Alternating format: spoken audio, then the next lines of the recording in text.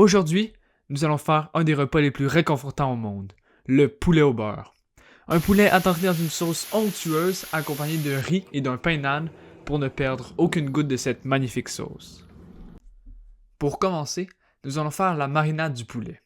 Dans un grand bol, puisque nous y ajouterons les morceaux de poulet, versez 150 ml, ce qui équivaut à 150 g de yaourt épais nature, une cuillère à soupe de pâte de gingembre, une cuillère à soupe de pâte d'ail, ajoutez une cuillère à thé de garam masala, un mélange d'épices utilisé principalement dans la cuisine indienne, mais aussi dans d'autres cuisines du sous-continent asiatique.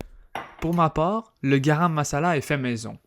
Pour ce faire, ajoutez 2 cuillères à café de cumin en poudre, 1 et 1 demi-cuillère à café de coriandre en poudre, 1 et 1 demi-cuillère à café de cardamome en poudre, 1 et 1 demi-cuillère à café de poivre noir moulu, 1 cuillère à café de cannelle en poudre, 1 cuillère à café de clous de girofle en poudre et 1 cuillère à café de noix de muscade en poudre. Pour vraiment faire ressortir les arômes des épices dans la sauce, faire griller légèrement les épices dans une poêle sèche, avant de les ajouter à la sauce. Cela va permettre de libérer les huiles essentielles et de maximiser la saveur du garam masala. Le terme garam masala vient du terme garam, qui signifie chaud en hindi, et masala, qui signifie mélange d'épices. Contrairement à ce que l'on pourrait penser, chaud ne fait pas référence au niveau de piquant, mais plutôt à la chaleur et à la richesse des arômes qui la composent. Après avoir ajouté le garam masala, continuez avec une demi-cuillère à thé de curcuma, une cuillère à soupe de jus de citron vert frais et une cuillère à soupe de beurre clarifié. Pour faire du beurre clarifié, aussi appelé ghee, coupez en cubes une demi-tasse de beurre. À feu moyen, faire fondre le beurre. Lorsque le beurre est fondu, redescendre le feu au minimum et laisser mijoter de 10 à 15 minutes. Laissez refroidir 2 à 3 minutes.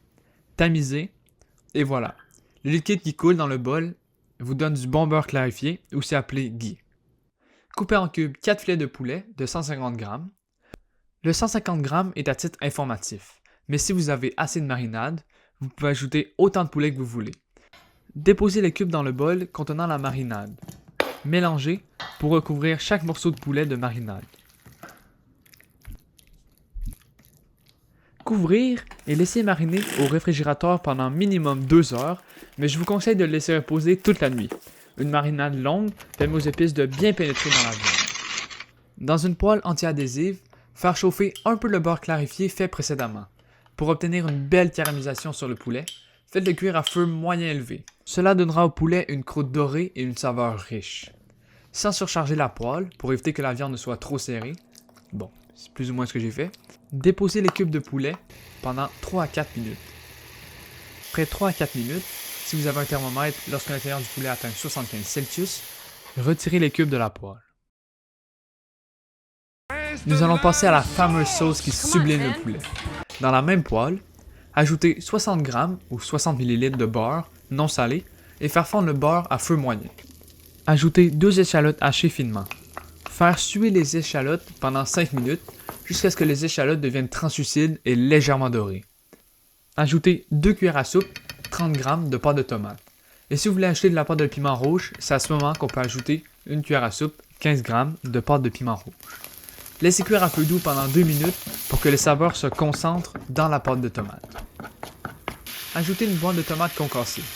Ajoutez 1 cuillère à soupe 10 g de sucre brun pour compenser l'acidité des tomates qui sont rarement de très bonne qualité.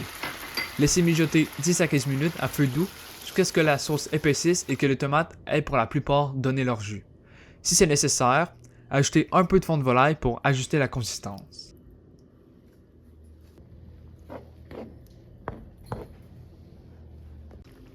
Ajoutez le garam masala, le cumin, le paprika. Bien mélanger la sauce, salée et poivrée.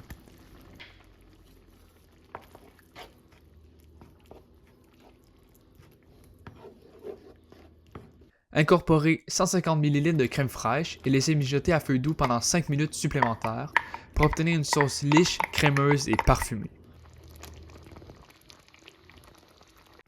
Bon, maintenant cette étape est facultative, mais si vous voulez une sauce parfaitement onctueuse et crémeuse sans morceaux de tomate, il suffit de faire passer la sauce au tamis et cela va permettre d'éliminer les morceaux de tomate ou d'épices.